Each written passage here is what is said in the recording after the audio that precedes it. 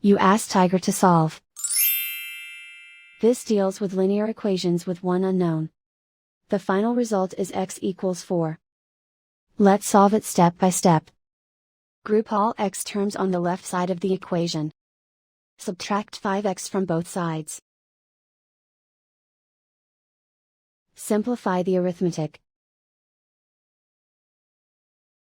Group like terms. Simplify the arithmetic. Isolate the x. Divide both sides by 5. Simplify the fraction. Find the greatest common factor of the numerator and denominator. Factor out and cancel the greatest common factor. And so the final result is x equals 4.